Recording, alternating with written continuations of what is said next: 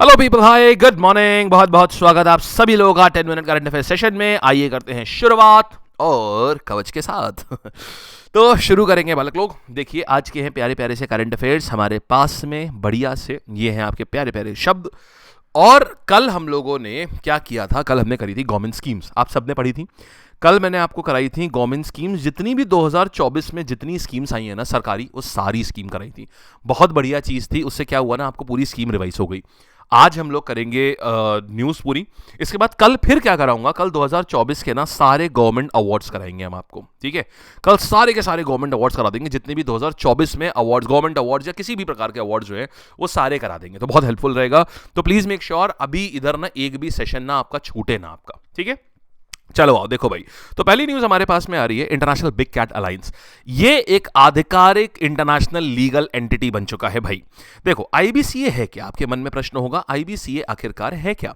देखो आईबीसीए माने international big cat alliance, इसका लक्ष्य ये है कि 7 बिग कैट्स जो होती हैं, 7 बिग कैट्स, इनका कंजर्वेशन पर काम करना है। ये 7 बिग कैट्स कौन कौन सी हैं? पूमा, लेपर्ड, लायन, टाइगर, चीता, स्नो लेपर्ड एंड जैगुआर। इनमें से देखिए भारत में ना 7 में से 5 भारत में पाए जाते हैं। जैगुआर एंड पूमा भारत में खाली गाड़ियों और टी शर्ट पे ही पाए जाते हैं, और एज अ ये जानवर, ये नेशनल पार्क्स और वाइल्ड लाइफ सेंचुरीज में नहीं पाए जाते हैं। इनको आप फिर सिर्फ और सिर्फ मर्चेंडाइजेस पे ही आप इनको पाएंगे, राइट। तो अब है क्या, इन 7 बिग कैट्स को बचाने के लिए ये इंडिया ने एक प्रपोजल रखा था। ये संस्था क्या करेगी? ये फंडिंग करेगी, रिसर्च करेगी और कंजर्वेशन एफर्ट करेगी इन 7 कैट्स के ऊपर। अच्छा, प्रश्न ये आता है इसकी अहमियत क्या है, वाई सो इंपॉर्टेंट। प्रश्न ये आता है वाई सो इंपॉर्टेंट। देखो इंडिया को आईबीसीए के हेडक्वार्टर के रूप में चुना गया है। तो अब इससे क्या है, ये दर्शाता है कि हमारा वाइल्ड लाइफ कंजर्वेशन एफर्ट जो है कितना तगड़ा है, कि पूरे दुनिया में अगर किसी कंट्री को चुना गया है कि इसके हेडक्वार्टर कहां होंगे तो वो इंडिया होगा। तो एक तो बड़ी चीज ये हो जाती है। और भारत में देखिए, पहले मैंने आपको बताया भारत में 7 में से 5 स्पीशीज पाई जाती हैं। तो ये भी एक सिग्निफिकेंस है कि भाई 7 में से 5 तो हमारे वहाँ है, तो जाहिर सी बात है ये हमारे वहाँ होना चाहिए।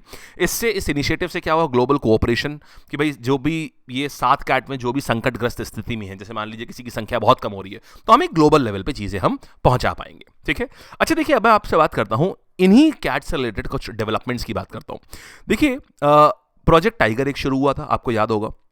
इन कैट्स की बात करें तो भारत ने अभी तक क्या किया हुआ है, तो प्रोजेक्ट टाइगर 1973 में हमने शुरुआत करा था, जिससे हमने टाइगर्स की पॉपुलेशन तकरीबन 5 गुना हमने बढ़ा दी। ये बहुत बड़ी बात है। तो प्रोजेक्ट टाइगर हम लेकर के आए थे, ठीक है ना। इसके बाद आपको याद होगा हम प्रोजेक्ट लायन की भी हमने अभी हाल ही में शुरुआत करी है। तो प्रोजेक्ट लायन हमने कब शुरू किया है? 1920 में हमने प्रोजेक्ट लायन की शुरुआत करी है। गुजरात के गिर फॉरेस्ट में पाया जाने वाला जो एशियाटिक लॉयंस है, उनके कंजर्वेशन के लिए एक स्पेशल इनिशिएटिव है जो प्रोजेक्ट लायन हमने शुरू किया है। इस बार एग्जाम में ये सब कुछ भी पूछ सकता है जो मैं आपको बता रहा हूं। आप लोग कहते हो ना सर 4 साल पुराना करंट अफेयर पूछ रहा है, नहीं भाई, वो रिलेटेड करंट अफेयर है। तो जो मैं बता रहा हूं उसको बस ध्यान से सुनिएगा प्लीज। हाँ, फिर देखिएगा चीता का रीइंट्रोडक्शन किया, कहां से लेकर के आए? तो चीता का रीइंट्रोडक्शन किया कहां से लेकर के आए? 2022-23 में किया था। ये नामीबिया और साउथ अफ्रीका से लेकर के आए थे। नामीबिया एंड साउथ अफ्रीका से भारत लेकर के आया था। और कहां लेकर के आया था? ये कूनो नेशनल पार्क में लेकर के आए थे। कूनो नेशनल पार्क, चीता भारत में गायब हो चुका था, तो कूनो नेशनल पार्क में चीते को वापस से रीइंट्रोड्यूस किया गया था, इस पर्टिकुलर प्रजाति को, ठीक है। फिर स्नो लेपर्ड कंजर्वेशन भी है इंडिया में। इसमें इंडिया एक स्कीम चलाता है सिक्योर। सिक्योर क्या है? ये जो आप स्नो लेपर्ड देख रहे हो ना, इसको बचाने के लिए, ये जो स्नो लेपर्ड्स होते हैं ये सिर्फ पहाड़ी एरिया में ही पाए जाते हैं, तो इसको बचाने के लिए सिक्योर स्कीम करी जाती है, समझे। तो इतने सारी चीजें जो है ये करता है। अच्छा, अब बात आती है कि हमारे एग्जाम में क्या क्या सवाल आएंगे। देखो सबसे पहले सवाल बनता है कि आईबीसीए का हेडक्वार्टर कहां पर है। ये पहला प्रथम इंपॉर्टेंट क्वेश्चन की अगर आप बात करो तो आईबीसीए का हेडक्वार्टर कहां पर आ जाएगा? आईबीसीए का HQ कहां पर आ जाएगा, हेडक्वार्टर कहां पर आएगा? तो ये इंडिया में आ रहा है ये। फिर दूसरा आएगा किन एनिमल्स के कंजर्वेशन पर काम करेगा, तो ये 7 बिग कैट, इनके नाम प्लीज ध्यान रखिएगा। फिर इसके बाद में इंडिया में जो रेलेवेंट कंजर्वेशन प्रोग्राम्स हैं वो कौन कौन से थे, तो ये देखिए ये है सिक्योर, ये सारे आ जाते हैं। बस इतना ही आपसे पूछेगा, ठीक है। चलिए आइए नेक्स्ट कहानी के ऊपर आते हैं हम लोग। अगला देख रहे हैं यहां पर, ये देखिएगा, ये है NTCA ने इसको अनाउंस किया इसको। फिर नासा का स्फेरेक्स टेलीस्कोप, देखिए नासा ने 27 फरवरी से पहले बोला है कि हम स्फेरेक्स स्पेस टेलीस्कोप को हम लॉन्च कर देंगे। क्या है ये पूरी कहानी स्फेरेक्स स्पेस टेलीस्कोप की? देखो स्फेरेक्स एक टेलीस्कोप है जिसका उद्देश्य ये है कि पूरे यूनिवर्स का एक डिटेल स्टडी करना, पूरे ब्रह्मांड का एक डिटेल स्टडी करेगा ये नया टेलीस्कोप जो नासा भेजने वाला है। इसकी ऊंचाई की बात करें तो तकरीबन ये 8.5 फीट ऊंचा है ये, और तकरीबन 10 फीट, 10-10.5 फीट के आसपास ये चौड़ा है। इतना बड़ा है टेलीस्कोप। और ये क्या करेगा, हर दिन ये क्या करेगा, ब्रह्मांड की 600 इमेजेस लेगा, और इन 600 इमेजेस को क्या करेगा, 6 महीने में पूरे आकाश का, पूरे ब्रह्मांड का एक मैप तैयार करेगा। यानी every day 6 images in 280 days. अब आप सोच लीजिए कितनी इमेजेस हो गई जाकर के ये, तो इतनी इमेजेस के साथ में 1 लाख से ऊपर इमेजेस हो गई। अब उन 1 लाख इमेजेस को ये कंबाइन कर देगा और उससे पहली बार हम यूनिवर्स का मैप देख पा रहे होंगे। तो यूनिवर्स का मैप क्रिएट करेगा ये एवरी 6 मंथ्स में, ये समझ गए। अच्छा, इससे ये पता चलेगा, प्रश्न ये आता है स्पेसएक्स इतना इंपॉर्टेंट क्यों है? इससे हमें ब्रह्मांड के इवोल्यूशन की बात पता चलेगी। देखो हम इवोल्यूशन हमेशा सोचते हैं, इवोल्यूशन के बारे में थ्योरीज भी हैं, बिग बैंग थ्योरी भी है, और लाप्लास ने भी थ्योरी दी हुई है, बहुत सारी थ्योरीज दी हैं, लेकिन आज भी हम किसी को कॉन्क्रीट नहीं मानते हैं।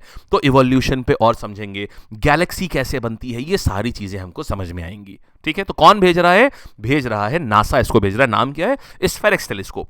अच्छा, अब कुछ और बातें भी कर लेते हैं। हाल ही में इससे रिलेटेड जितने भी रीसेंट डेवलपमेंट्स हैं इसके ऊपर बात करते हैं। जितने भी रीसेंट डेवलपमेंट्स हैं, हाल के डेवलपमेंट्स क्या क्या हैं। इस समय सबसे बड़ा टेलीस्कोप कौन सा गया हुआ है स्पेस में? इसका नाम है जेम्स वेब टेलीस्कोप। जब हबल टेलीस्कोप को नासा ने हटाया था, रिटायर किया था, उसके बाद कौन सा टेलीस्कोप गया था?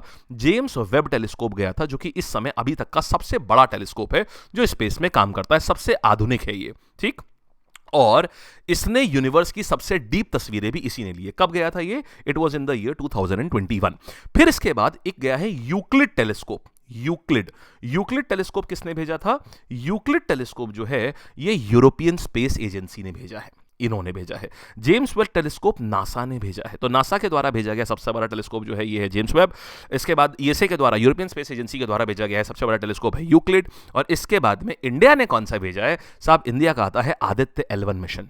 इंडिया ने भेजा है स्पेस में आदित्य L1 मिशन, तो ये आ जाता है। ठीक है, ये 2023 का है, भारत का पहला सोलर मिशन है, हमने 2023 में भेजा था, ये इसरो के द्वारा भेजा गया था। आ गई बात बढ़िया समझ में? चलिए अब देखिए कैसे सवाल आएंगे हमारे एग्जाम में। नासा के नए स्पेस टेलीस्कोप का नाम क्या है? आप बोलोगे स्फेरेक्स। आप बोलोगे ये कितने दिनों में नक्शा, पूरा मैप कितने दिनों में कंप्लीट कर सकता है? आप बोलोगे हर 6 महीनों में। आप बोलोगे किस प्रकार का टेलीस्कोप है, टेक्नोलॉजी कौन सी आती है? ये इंफ्रारेड टेलीस्कोप है, माने ये इंफ्रारेड इमेजेस के ऊपर काम करेगा, इंफ्रारेड स्पेस टेलीस्कोप है ये। ठीक है, चलिए आगे बढ़ जाते हैं। यहां तक आ गया ना बढ़िया से? ठीक है, फिर देखिएगा देश की पहली एआई यूनिवर्सिटी आ रही है। कहां पर आ रही है देश की पहली एआई यूनिवर्सिटी?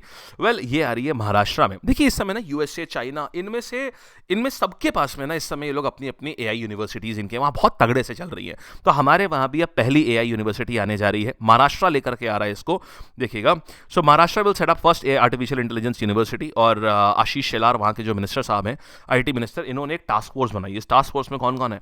आईआईटी मुंबई के डायरेक्टर हैं, आईआईएम मुंबई के डायरेक्टर हैं, इसके बाद गूगल इंडिया के डायरेक्टर्स हैं इसमें। तो मतलब इन्होंने पब्लिक प्राइवेट पार्टनरशिप, मतलब जो टॉप लीडरशिप है गूगल की, फेसबुक की, जिनके ऑफिसेज मुंबई में हैं, उन सबके साथ में मीटिंग करके अब बोल रहे हैं कि हमको ना एक तगड़ी यूनिवर्सिटी सिर्फ एआई के लिए लेकर के आनी है, जिसमें एआई रिलेटेड अलग अलग कोर्सेज होंगे। This is very very good. अब जब ये आएगी ना, आप लोग भी इसके कोर्सेज देखिएगा, और अगर आप लोग सोच रहे हो कुछ ऑल्टरनेट करियर ऑप्शंस के बारे में, तो आप लोग भी इनके कोर्सेज को देख सकते हो। This is the next level thing, जो आपको अगले, अगर आप प्राइवेट में जाना चाह रहे हो तो आपको ये है कि यार this is the next level thing, ये आपको आगे के 7 साल 10 साल बाद बहुत तगड़ा ग्रोथ देगा आपको ये। चलिए फिर देखिएगा, अच्छा, साहित्य अकादमी अवार्ड 2024 का दिया जा रहा है, और ये किस में दिया जा रहा है? साहित्य अकादमी अवार्ड आ गया है डोगरी में दिया जा रहा है। तो किसको मिल रहा है इस बार? प्रश्न आता है, ये देखिए चमन अरोड़ा साहब, इनको दिया जा रहा है। साहित्य अकादमी अवार्ड एक काफी बड़ा अवार्ड होता है। क्यों बड़ा अवार्ड होता है, इसके बारे में चर्चा करते हैं। देखिए, साहित्य अकादमी अवार्ड, सबसे बड़ी बात तो ये है कि ये एक लिटरेरी अवार्ड है। ये किस नंबर पे आता है, एक इंपॉर्टेंट बात हमारे पास में ये आ जाती है कि ये किस नंबर का है। पहले न्यूज़ समझते हैं। तो चमन अरोड़ा साहब हैं, इनको साहित्य अकादमी अवार्ड मिला है 2024 का। ये इंडिया का वन ऑफ द मोस्ट प्रतिष्ठित लिटरेरी अवार्ड है ये। कौन देता है? साहित्य अकादमी ही देती है। और ये होता क्या है, देखिए भारत में कितनी रिकॉग्नाइज्ड भाषा हैं? 22 भाषाएं हमारे स्केड्यूल में, बट टोटल रिकॉग्नाइज कितनी है? 24 रिकॉग्नाइज्ड लैंग्वेजेस में अगर आप किसी भी भाषा में कोई अच्छा साहित्य लिखते हो तो आपको ये अवार्ड दिया जाता है। ठीक, इसमें क्या होता है? कॉपर प्लेट दिया जाता है और 1 लाख रुपए कैश प्राइज के रूप में इसमें दिया जाता है। अच्छा, क्या इन्होंने किताब क्या लिखी थी? एक और अश्वत्थामा। अश्वत्थामा जानते हैं ना कौन थे? गुरु द्रोण के पुत्र का नाम हुआ करता था अश्वत्थामा, जो महाभारत में जिसने एक बहुत इंपॉर्टेंट रोल बनाया गया है। और वहीं पर बोला गया, अर्ध सत्य की शुरुआत वहीं पर हुई थी जब युधिष्ठिर ने बोला था अश्वत्थामा मारा गया। और इस बात को सुन करके गुरु द्रोण, जिनको कोई नहीं हरा सकता था, उन्होंने जब तक उनके हाथ में शस्त्र हैं उन्होंने अपने शस्त्र त्याग दिए थे। लेकिन अश्वत्थामा उनके बेटे का नाम तो था ही था, साथ में अश्वत्थामा हाथी का नाम था। तो बोला उन्होंने अश्वत्थामा मारा गया मतलब हाथी मर गया, लेकिन गुरु द्रोण को लगा रहे उनका बेटा मर गया, तो बेटे के वियोग में उन्होंने भी प्राण अपने त्याग दिए। तो बात ये आती है अर्ध सत्य की जो शुरुआत है ना, वो यहीं से आती है, अश्वत्थामा। अच्छा, थोड़े से रीसेंट डेवलपमेंट्स हम लोग और देखते हैं। देखिए अभी हमने 2024 का तो हमने अवार्ड देख लिया कि चमन अरोड़ा इनको मिला है। प्रश्न ये आता है 2023 में किसको मिला है? तो प्रश्न 2023 में कौन आ जाएंगे? ये आते हैं असगर वजाहत। क्या? 2023 का मिला था असगर वजाहत, इनको मिला था। छोटा सा होमवर्क तो अब मैं आपको दूंगा, वो क्या है? आपको बताना है कि किस बुक के लिए मिला था, किस बुक के लिए मिला था। ठीक है, एक हिंट दे देता हूं, बाहुबली से रिलेटेड है ये। हिंट दे देता हूं, बाहुबली से कुछ रिलेटेड किताब है ये। अब आप लोग बताइएगा, ठीक है? चलिए, अच्छा आगे बढ़ जाते हैं हम लोग। ये हमने देख लिया चमन अरोड़ा जी के बारे में, हम लोगों ने सारी कहानियां जो है ये समझी। अब देखेंगे और एक और अश्वत्थामा। बीसीसीआई ने नमन अवार्ड्स जो है, BCCI give Naman award to the players. अब ये कहानी क्या है बीसीसीआई की? ये कौन से अवार्ड है, क्या कहानी है, देखिएगा। तो प्रश्न आता है बीसीसीआई। बीसीसीआई क्या है आप जानते हैं? BCCI is board of cricket control in India. हाँ जी, that is BCCI, board of cricket control in India. ये कौन से अवार्ड्स होते हैं नमन अवार्ड्स? क्या ये बड़े अवार्ड्स हैं, छोटे अवार्ड्स हैं, क्या होता है, इनके बारे में समझते हैं। देखिए सबसे पहली कहानी आती है नमन अवार्ड से, जो है ये बेसिकली कैसे आपको समझाऊं। देखिए this is one of the prestigious cricket awards. इसमें होता क्या है, आप जो भी टॉप परफॉर्मर्स होते हैं ना क्रिकेट में आपके देश के, आप उनको अवार्ड देते हो। ये आप इनको बीसीसीआई अवार्ड्स भी बोल देते हो। इनका नाम नमन का मतलब कोई नमन इंसान नहीं है, नमन का मतलब मेरा आपको नमन है, ये वो वाला है, समझ गए ना? सैल्यूट अवार्ड्स कह सकते हो आप इनको। तो ये वो वाली कहानी है ये। तो अभी इस बार क्या हुआ, कौन कौन से अवार्ड इसमें दिए गए? सबसे पहला अवार्ड दिया गया है इसमें colonel CK Naidu life time achievement award. ये सबसे बड़ा अवार्ड होता है।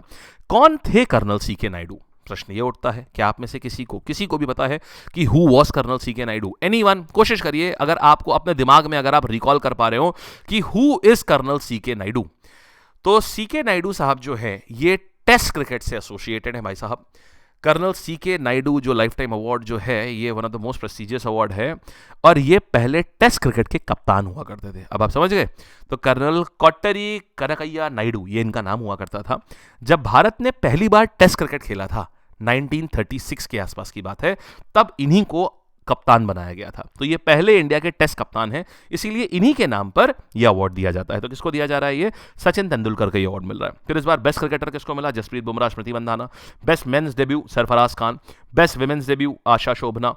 विमेन क्रिकेट में क्या आ गया? इधर आपने देखा Mandhana, then Deepti Sharma. Domestic cricket में ये आ गए। अब एग्जाम के लिए देखो, वैसे तो नाम बहुत हो गए, एग्जाम के लिए क्या क्या याद रखना है? सचिन तेंदुलकर सीके नायडू अवार्ड और बेस्ट क्रिकेटर वाला, दैट्स इट। आप इतना ध्यान रखेंगे, मोर देन सफिशिएंट है। उसके नीचे के चांसेस कम हैं, बहुत ज्यादा चांसेस नहीं है कि उसके नीचे का भी पूछेगा, ठीक है? फिर देखिएगा Tata steel masters chess tournament. अब यहां पर क्या हुआ? यहां पर भाई Tata steel masters chess tournament जो है, इसमें आर प्रज्ञानंद ने डिफीट कर दिया वर्ल्ड चैंपियन डी गुकेश को। डी गुकेश अभी हाल ही में फेमस हुए थे, आपको भी याद होगा। डी गुकेश ने अभी हाल ही में सुर्खियां बनाई थी जब उन्होंने किसको हराया था? ये वर्ल्ड चैंपियन बन गए थे। इंडिया की तरफ से यंगेस्ट वर्ल्ड चैंपियन बने थे। हाल ही में बात है, अभी दिसंबर की ही बात है, ये वर्ल्ड चैंपियन बने थे। तो अब डी गुकेश को हरा दिया है आर प्रज्ञानंद ने। लेकिन क्योंकि ये ऐसी कोई वर्ल्ड चैंपियनशिप की सीरीज नहीं थी, तो ये Tata steel masters chess championship हो रही थी, उसकी कहानी थी। बट ये एक इंपॉर्टेंट चेस चैंपियनशिप होती है और आर प्रज्ञानंद ने इसको जीत लिया है। अच्छा, कुछ बातें हम और आपसे करेंगे। जरा ये बताइएगा कि आर प्रज्ञानंद की अगर हम बात करें तो आर प्रज्ञानंद जो है ये कौन थे? यंगेस्ट ग्रैंड मास्टर इंडिया का कौन है? क्या आर प्रज्ञानंद ग्रैंड मास्टर है या कोई और ग्रैंड मास्टर है? आर प्रज्ञानंद ग्रैंड मास्टर है या फिर कोई और grand master? Youngest grand master India का कौन है? बताते हैं, सुनिएगा। कहानी क्या है, देखिए टाटा स्टील मास्टर्स 2025 क्या है, ये one of the prestigious chess tournaments में से आता है और ये हर साल कहाँ पर होता है, इसकी जगह फिक्स है, ये नीदरलैंड्स में ही होगा ये, तो इसको नीदरलैंड्स में इसको ऑर्गेनाइज किया जाता है, ठीक है।